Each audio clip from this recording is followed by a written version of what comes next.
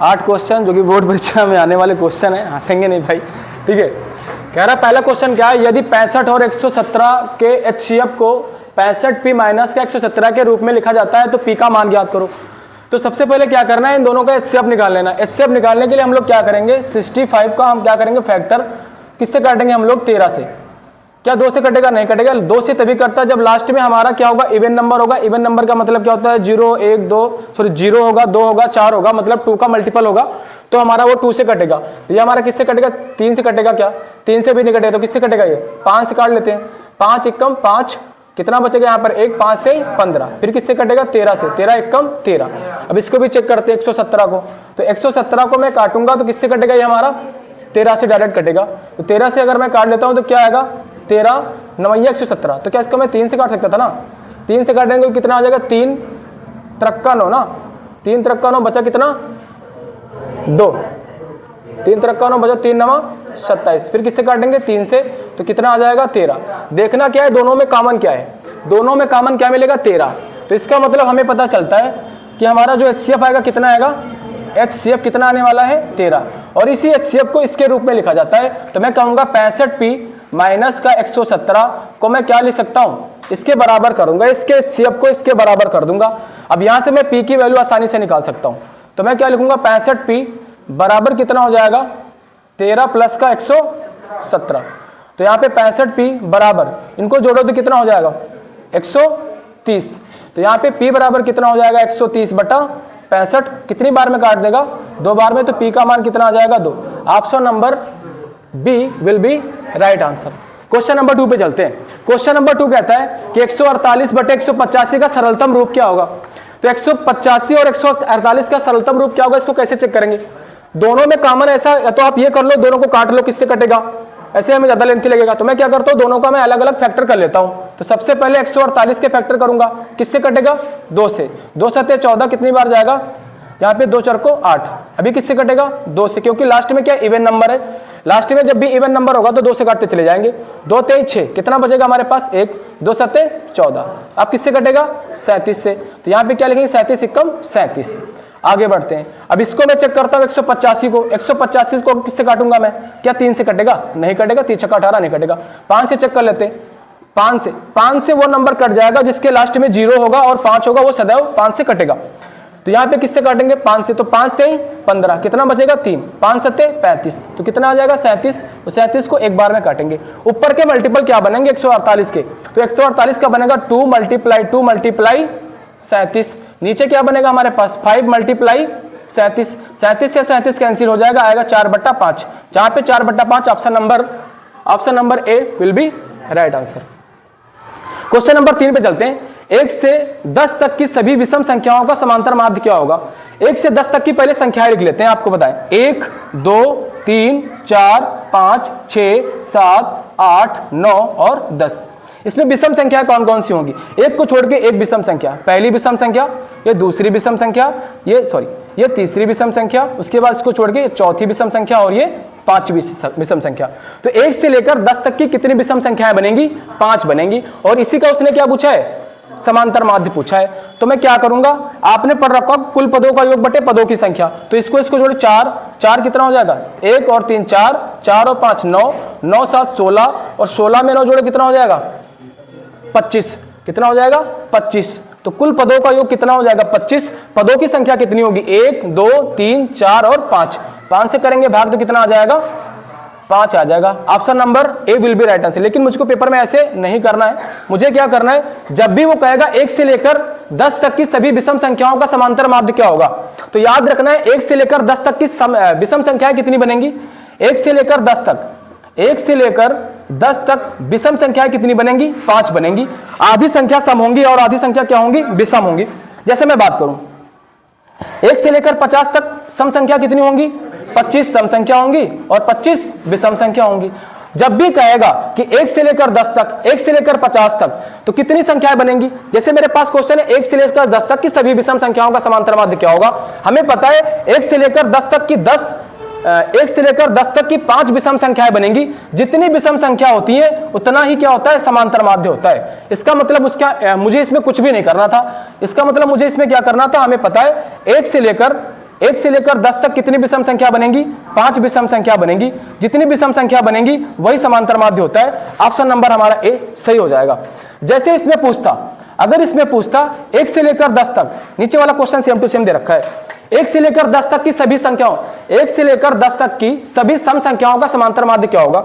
हमें पता है 1 से लेकर 10 तक की कितनी सम संख्याएं बनेंगी? 5 सम संख्या बनेंगी, 5 सम संख्या बनेंगी और 5 क्या बनेंगी? 5 विषम संख्या बनेंगी। सम संख्या में समांतर माध्य पूछता है तो वही हमारा समांतर माध्य होता है जितनी सम संख्या होती है।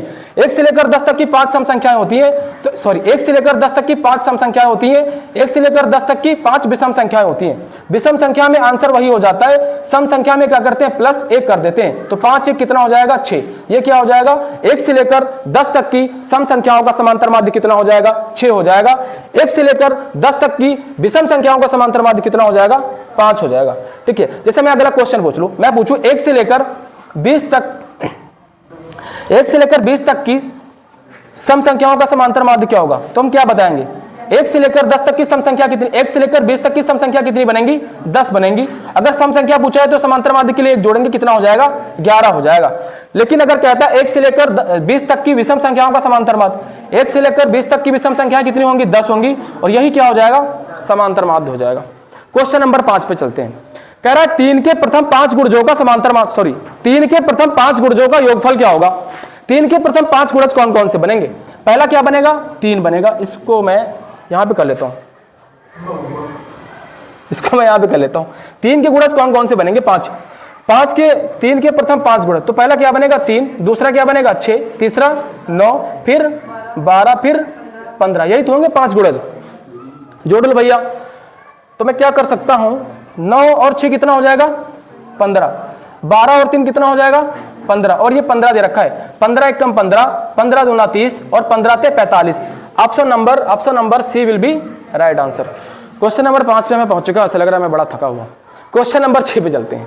क्वेश्चन नंबर 6 पे चलते हैं। उसने कहा है प्रथम 10 प्राकृतिक संख्याओं की माध्यिका क्या होगी? प्रथम 10 प्राकृतिक संख्याओं की माध्यिका क्या होगी?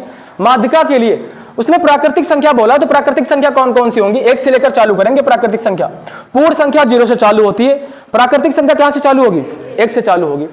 तो प्रथम 10 कौन कौन सी हो जाएंगी? 1, 2, 3, 4, 5, 6, 7 और 8, 9 और 10। माध्यिका निकालने के लिए आपने कक्षा 6 और 7 में पढ़ रखा होगा। इनको हम किसके क्रम में लिखते हैं? आरोही क्रम में लिखते हैं। और यहां पे तो आरोही क्रम में पहले से ही दे रखा है। 10 प्राकृतिक संख्याएं मैंने ली है, इसकी माध्यिका निकालना है। माध्यिका का मतलब होता है बीच वाला नंबर क्या होगा। हमें पता है कितनी संख्याएं बनी है? 10।